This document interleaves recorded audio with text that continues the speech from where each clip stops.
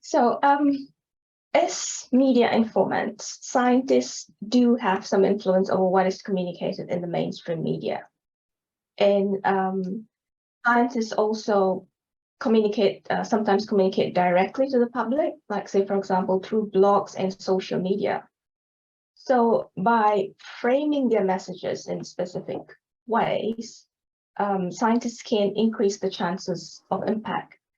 And by impact, I mean scientists playing a role in kicking off a policy change or a process change, or even changes in people's behavior. And that's based on two assumptions. Firstly, that what's communicated in the media influences public thinking, and research shows that it does. And secondly, what the public thinks then leads to pressure on policymakers and also on industry. So for communication to be effective, everything matters in the transaction. So number one, the messenger, of course, is a key factor. So as a scientist, you are already in that position of advantage because of your credibility. Say, for example, a rabid, overzealous environmental advocate takes your scientific finding and tries to communicate it. It may be received, but probably with a bit of doubt because of their reputation for exaggerating things. And I say this from experience because I have been that advocate in the past, and I learned the hard way not to do things like that. So what I'm trying to say here is that the same message communicated by different sources can lead to different reactions. But my focus today is on number two, the message, and how you can frame it. And this is something that is most within your control. Number three, the type of media and mode of communication also matters, whether you choose to use written text or video plus audio. So audiovisuals tend to be slightly more effective than text-only messages. In number four, the message recipient also matters. So you need to consider other information that the public might be also exposed to. And that's for two reasons. Firstly, people will be gauging your information within the context of other information that they might have received.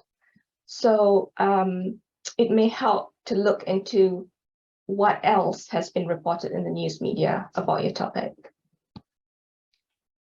And the second reason is that environmental messages will be competing with a whole bunch of other issues that people regard as important.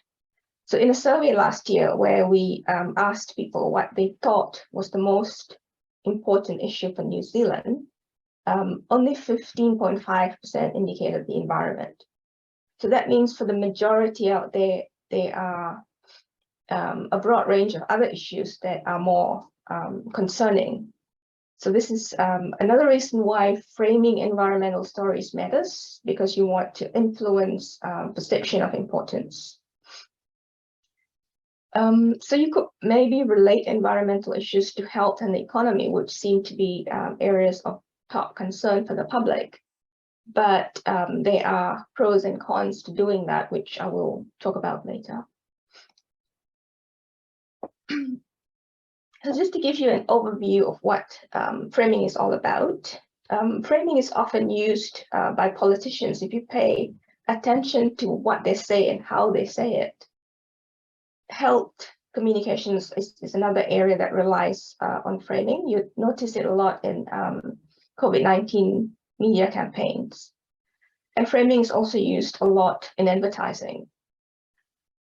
So framing is about constructing your messages using either carefully selected words or language style to influence thinking about the importance or the relevance of what you are saying. So in that sense, framing is actually quite a natural thing you would do in a conversation if you want to win someone over, or you want to convince someone about something. But strategic framing, which is informed by social psychology and framing research, is a very powerful communication tool that you can use to increase the impact of your messages. So with careful framing, scientists can play the role of advocates, changing people's thinking, gaining support for action, or motivating behavioral change even. I'm sure some of you may be wondering now if framing is manipulation because it's a form of persuasion. But I can't deny that it is persuasion because in a way it is persuasion, but I'd say that it's definitely not manipulation because you are sticking to scientific facts. You're remaining 100% truthful about facts that people need to know. So by framing, you're not risking losing your credibility as a scientist. But the more important question is if persuasion in science communication is acceptable. For me, the answer to that is yes, because your intent is not for commercial or personal gain. Rather, you are giving nature a voice, and you are using framing for a common good purpose. So in that sense, perhaps it's quite similar to health communication. So health communicators are persuading, but for a common good purpose. So in short, framing earth science or natural science cannot be equated to the kind of framing used in commercial advertisements or other types of communication with a different agenda. So what I'll do today is take you through 8 different sets of frames identified as relevant for environmental communication. They are largely based on a review that we did a couple of years back. So what researchers have done is design and test different communication messages using different frames, and what the general findings are that sometimes the same message may cause a different effect when framed differently, and also some frames are sometimes effective in some contexts, but not in others. And these frames are often used in combination to maximize impact. So the first one, the problem frame, in general is fundamental to earth science because almost every single aspect of the natural environment has some kind of a human-caused problem attached to it. So when you're communicating, you're usually communicating a problem. So, and the problem severity frame is about communicating the extent of those problems. So you'll see it used a lot in climate change science. This example here, where the term catastrophe is used to express problem severity. And in this example, the term disaster is used to convey problem severity and also a sense of response urgency. So how scientists frame their messages is then reflected in media reports. And here they've even gone on to say that it's a bit too late. Many experts believe we have passed the point of no return.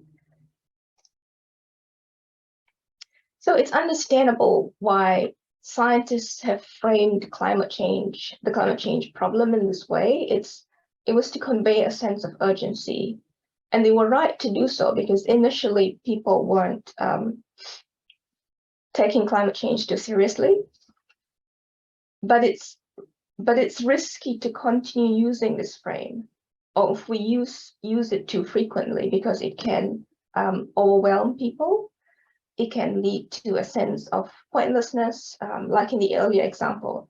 If we have passed the point of no return, then what's the point of doing anything? So So problem severity frames are best reserved for new issues that are still largely unknown.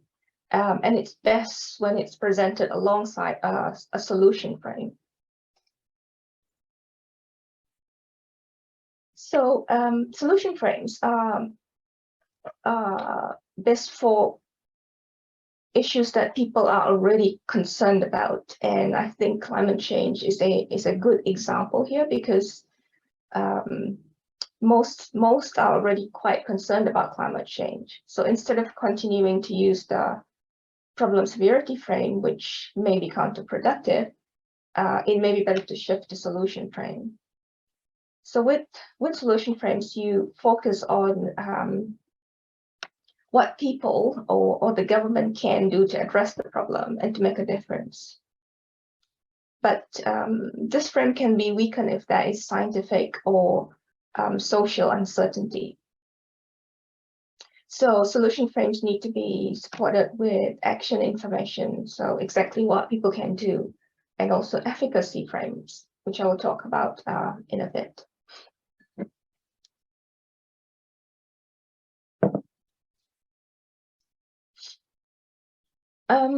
Consensus framing.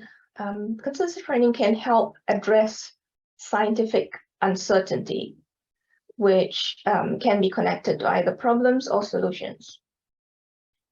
So uncertainty is sometimes conveyed by scientists for the sake of being transparent, for the sake of being accurate. But the risk is that it can cause a form of psychological distance. So a problem may be seen as something that may or may not happen sometime in the distant future. This was a major disadvantage, I think, when climate change was first brought to public attention. There was too much focus on uncertainty. Uncertainty about the effectiveness of solutions can also cause a psychological barrier, because it will be perceived as a solution that may or may not work. So if we can't be sure that something is going to work, then it leads to a what's the point of doing it feeling, or it can lead to decisions being based on costs rather than the potential benefits. So you can minimize these psychological impacts by using consensus frames. So for example, you could mention the weight of evidence if it is useful for reducing uncertainty, like saying maybe 70% of studies confirm the risk of a problem that you're talking about. And this is where you can also use precautionary framing based on the precautionary principle, when the evidence, although there is uncertainty, when there's evidence but the stakes are high, or the damage is irreversible. So yeah, that's precautionary framing. Consensus framing is especially effective when it involves dissimilar sources. So for example, an industry rep and a conservation scientist saying the same thing. Well, this may not be something that you would have full control over when you are an information source for the media, but just something to keep in mind. So efficacy frames, we use efficacy frames to show that individual or collective actions do work and that they do result in outcomes. So, for example, stating that public petitions and submissions have led to policy actions, you convey a message about the impact of both individual actions and collective actions. So it may be necessary to do some research to identify suitable examples to use in your communication to enhance the perceptions around the efficacy of solutions or actions that you are proposing. Social norm frames. Social norm frames are based on two types of social norms that are known to influence behavior. So the first is what others approve or disapprove, and the second, how most others behave, so majority behavior. So these two frames need to be complementary and not conflicting with each other, because highlighting that a majority are behaving badly can actually cause an increase in that behavior. Because your communication is unintentionally normalizing the bad behavior by saying how common it is. But on the other hand, highlighting that a good behavior is already prevalent, for example, saying that a high majority are already recycling, carries the risk of responsibility diffusion. And that means people thinking that they don't need to contribute since enough others are already contributing. So when using these frames, you need to put a bit of thought into your communication.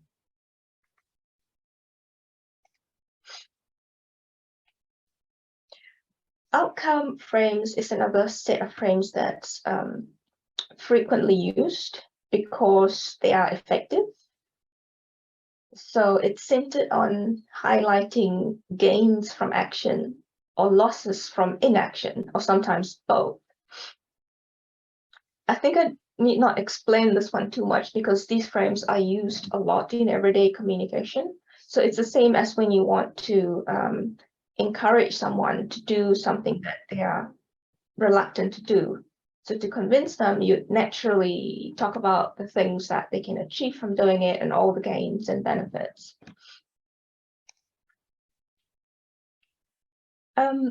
Within environmental communication, focusing on local angles and current issues tend to be effective because of people's tendency to be more concerned about the here and now.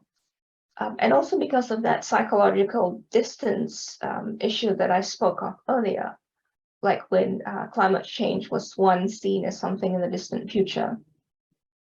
So that's temporal distance and not a present moment reality. Spatial distance is another psychological barrier. This can happen when you talk about, say, for example, a species living in the deep ocean. It comes across as remote and far away. So it's important that the relevance of seemingly distant issues are somehow related to the here and now in your messages. Emotional frames are used to persuade by eliciting specific emotions, like, for example, fear or love or guilt or empathy that can influence behavior and action. I'd like to come back to empathy a little bit later, but let me show you now an example of fear-based framing because it's used quite frequently. So looking at this example, you can see that it is a combination of the problem severity frame and a fear-based emotional frame.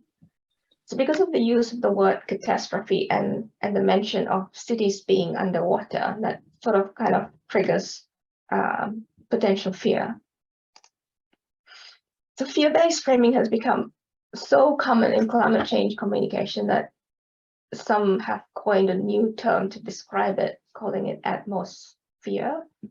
So it's related to problem severity. This sort of framing may attract attention, but as I mentioned earlier, there are risks to ongoing use of this kind of framing because it can overwhelm people and it can also cause disbelief. Now we come to the last set of frames, which personally I think are the most important because anthropocentric and ecocentric frames define our relationship with nature. So it's the difference between protecting nature for people's sake, which is anthropocentric, and protecting nature for nature's sake, which is ecocentric. Unfortunately, research shows that the anthropocentric frames tend to be effective. But this does not mean that the ecocentric frames are less effective. There just aren't that many studies that have compared these two frames for effects. So when using anthropocentric frames, you highlight, for example, the economic and human health benefits of conservation. And it's closely connected to gains framing, the sets of outcome frames that I talked about earlier. And I said unfortunately because the risk with anthropocentric framing is that it indirectly encourages an instrumental view of nature. So if you want people to start paying attention to, say, microplastics, you might want to use anthropocentric framing and associate it with impact on human health and food security, as the authors of this article have done. This framing is likely to be effective because it touches on the health and it touches on the economy, which I mentioned at the start, are top two concerns for the New Zealand public. And the same issue, if you want to use ecocentric framing, on the other hand, you'd focus on impacts on animal or vulnerable plant species, depending on what the issue is that you're talking about. So this article here says that 17% of species affected by entanglement and adjustment are threatened or near threatened in the RUC and Red List. So this is a good ecocentric framing which overlaps with the losses frame because it highlights the risk of losing species diversity. So earlier I mentioned the use of emotional framing to elicit empathy, and you can do that in combination with ecocentric framing. So framing is not restricted to words alone. You can also use images. I was in tears the first time I saw this photo of a seal which is rescued from marine entanglement, and you can see the scar around his neck. So I used it in an educational video with the hope of triggering a similar emotional reaction. So maybe an image like this, it can make people think about the years of suffering the seal would have endured growing up with something restricting his growth around his neck. So you invite your audience to empathize either directly using words or indirectly using images.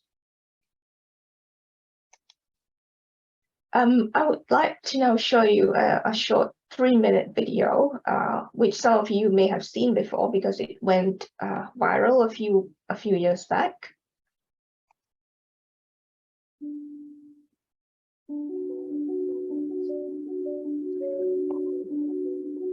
Is the volume loud enough? Oh, I don't think you need the volume here.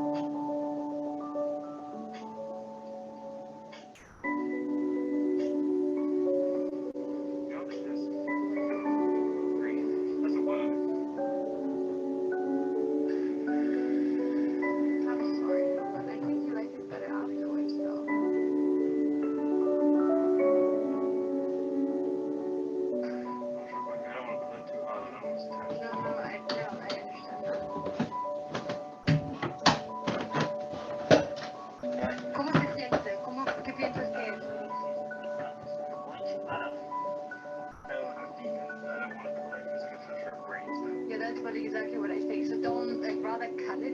I don't know.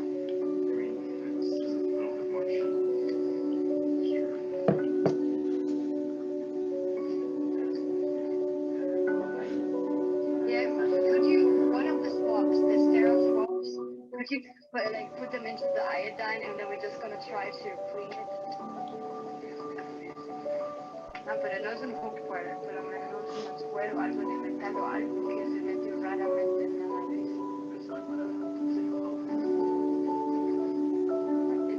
just keep it, or like you keep it, right? Yeah, Plastic, oh. Is it a straw? Don't tell me it's a freaking straw.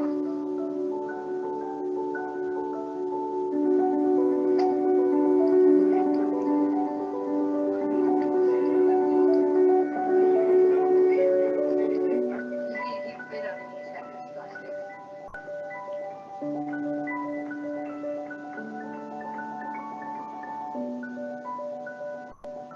So this is the reason why we do not need plastic straws. how can I find a large silver and nostril?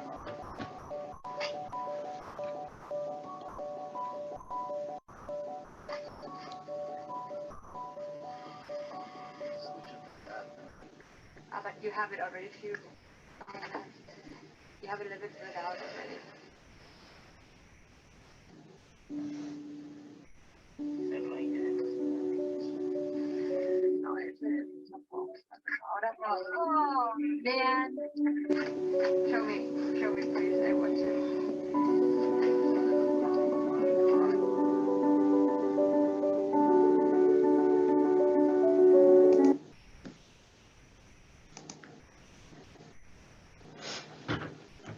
Okay, sorry if that video was very difficult to watch, but you can imagine the suffering that turtle would have endured for God knows how many years with that straw stuck up his nose. So the video was uploaded by Christine Figueira, a marine conservation biologist. And here's what Christine has to say to other scientists about the significance of emotional framing.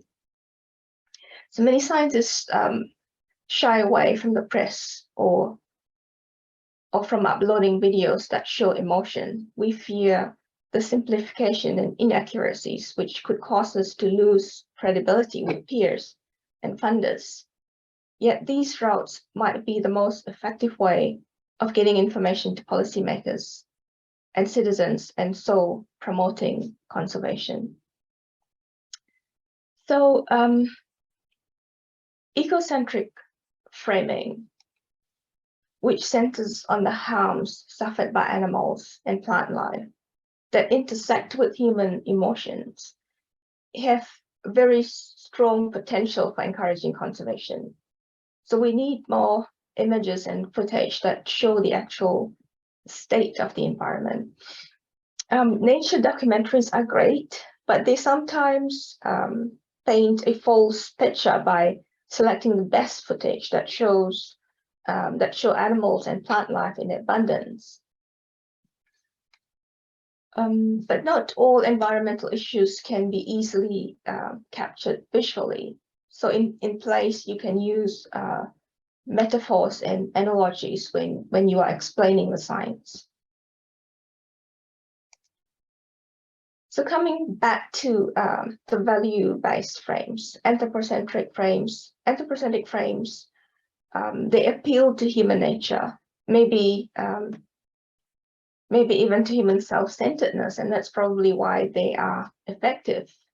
But is that a good thing? There are not many studies that have confirmed this, but it seems like New Zealanders are mildly ecocentric. In a study that we carried out recently, we asked respondents to rate the different frames used in a piece of communication. And more respondents thought that highlighting risk to marine life was more effective than highlighting risks for people. So this raises the question if we should be shifting to more ecocentric frames in environmental communication. If we look at the history of language use, this graph here shows nature-related frames in English language books over a period of 2 centuries. And you can see here the term natural resource sort of emerged in mid-1900s, and its increase coincides with a decline in the love of nature frame, the green line. And terms like natural capital and ecosystem services emerged somewhere in the mid 1990s, the yellow and red lines over there.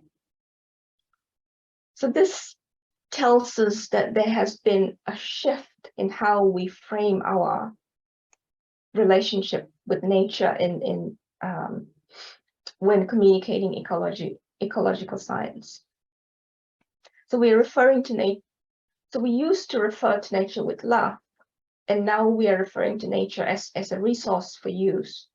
So in other words, we are now viewing nature as a commodity. So the risk here is that such communication may deter the development of ecocentric values, and that won't be a good thing.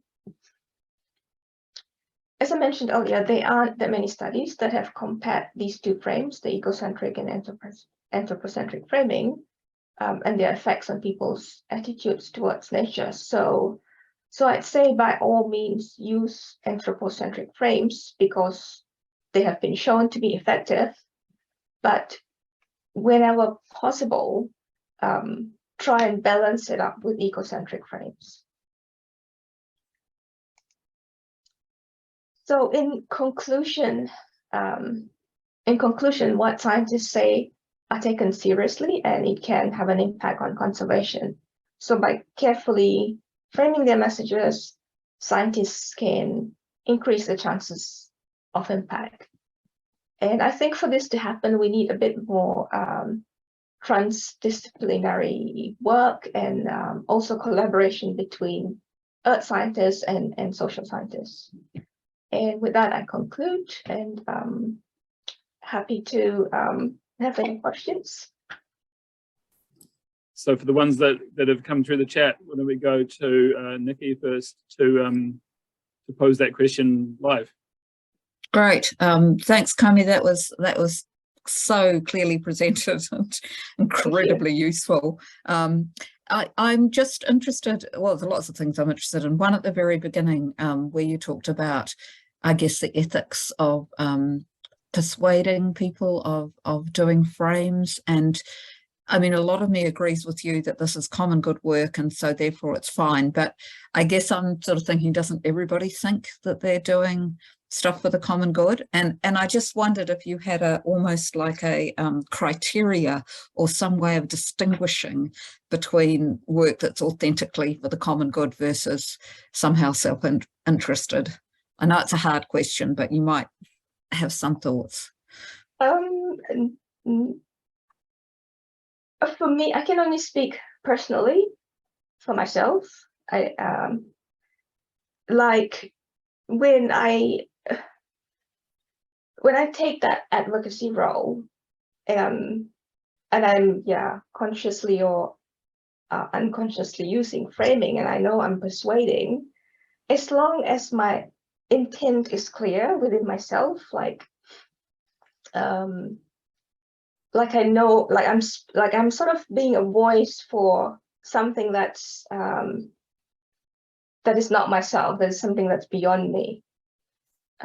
So when I'm speaking as a voice for an animal or a nature, and I'm playing that, then I feel it's totally justified to frame and persuade. But yeah, I don't know what other scientists think. I mean, well, that's a great perspective, because I'm thinking from the point of view of, say, a company, if you're advertising in order to get sales, then that doesn't meet the criteria. Yeah, absolutely not. Yeah, thanks. Yeah, of course, like greenwashing, and it's so clear that it's not for. Although, I mean, sometimes I suppose what they say, if it does contain some kind of a message that can influence change, then it's fine. But if they're doing it, for profit, then the motive is different. Yeah. Thanks.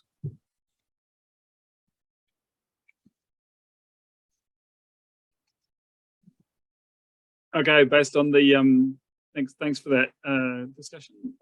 Based on the chat, we've got Alice with a few questions.